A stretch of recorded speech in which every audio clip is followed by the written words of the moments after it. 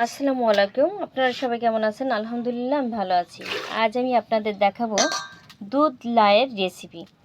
এই যে লাউগুলো আগে কুচাইয়া সিদ্ধ করে পানিটা ছেঁকে ফ্রিজে রাখা হয়েছিল, আজকে নামাইছে এটা রান্না করার জন্য। আর এখানে চাউলের গুঁড়ি ভিজিয়ে রাখা হয়েছে, কারণ দুধ লাউয়ের ভিতরে চাউলের গুঁড়ি না দিলে পারা একটু আঠা আঠা হয় না, আর আঠা আঠা না হলে পানি পানি লাগে, ভালো লাগে না খেতে। এইখানে এই যে দুধ জাল দেওয়া হচ্ছে, এই দুধের ভিতরে চিনি, তেজপাতা, দারচিনি, এলাচ, লবণ এইগুলো দিয়ে দুধটাকে জাল দেওয়া হচ্ছে। দুধটা জাল হলে লাউগুলো ছেড়ে দেওয়া হবে, কারণ দুধ জাল না আসার আগে লাউগুলো দিলে পারা সেটাও আবার পানি পানি হয়ে যাবে, বেশি ভালো লাগবে না খেতে। আর এইটা কিন্তু লাউটা কিন্তু এই যে চিপড়ে চিপড়ে দিচ্ছে যাতে পানি না থাকে। আর দুধ লাউ খেতে কিন্তু অনেকই সুস্বাদু, যারা খেয়েছেন অবশ্যই জানেন, আর যারা না খেয়েছেন অবশ্যই একটু রান্না করে খেয়ে দেখবেন যে আসলে কতটা ভালো লাগে। এখন জাল এসে গেছে, দিয়ে দাও মা।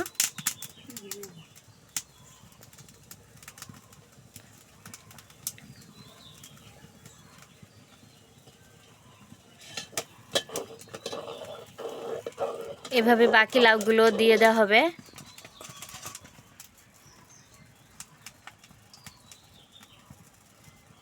এখন এই যে চাউলের গুঁড়িগুলো দেওয়া হচ্ছে, দাও ওইটা বাদ বাকিটাও দেওয়া হয়ে যাচ্ছে।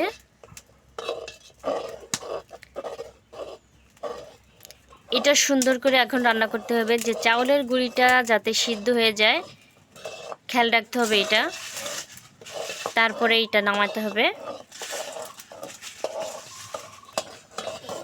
দেখেন ঘন হয়ে গেছে কিন্তু চাউলের গুঁড়ি দেওয়াতে, চাউলের গুঁড়িটা এখনো হয় নাই, সিদ্ধ হয় নাই, আর একটু হবে। একটু খুন্তিতে উঠাও দিয়ে কেমন, এই তো দেখেন এখন কিন্তু হয়ে গেছে, যে আটায় যাইতেছে, এখন নামাই ফেলতে হবে, চুলার থেকে নামাই ফেলাও মা।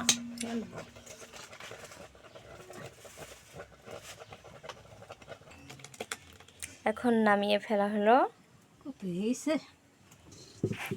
এই দেখেন